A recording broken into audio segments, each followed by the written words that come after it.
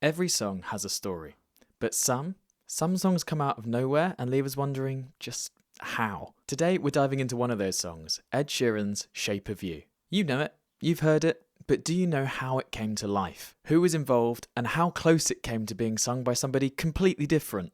Let's pull back the curtain of this global smash hit and stick around because this one's wild.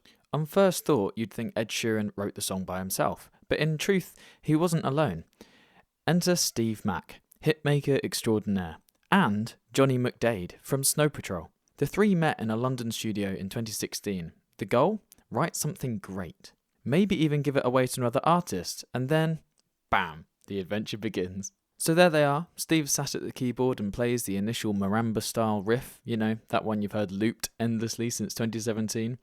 Ed hears it, grabs his guitar, and starts tapping a rhythm on it like a drum. Suddenly, the beat is born. But, and here's the magic, instead of overthinking it, they just follow the vibe. Lyrics are flying, melodies appear out of nowhere, and before lunch, I kid you not, they've basically written Shape of You.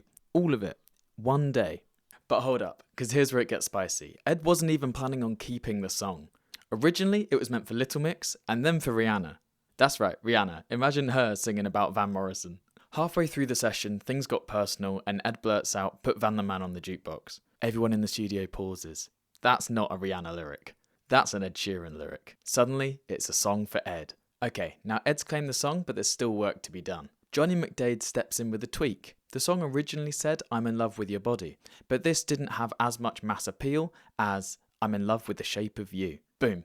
Instant upgrade, and the song instantly becomes less creepy. They also swapped out a few lines. Originally it was, "And my t-shirt smells like you," but they swapped it out for "My bedsheets smell like you" to make it more gender neutral. Now let's talk sonics. This thing is minimalist perfection. You've got that main loop going over and over and over, but also the song couldn't be too complicated because Ed Sheeran needed to be able to recreate this with his loop pedal live. This restriction kept the song down to its basic bones, and there's never anything added that isn't 100% needed.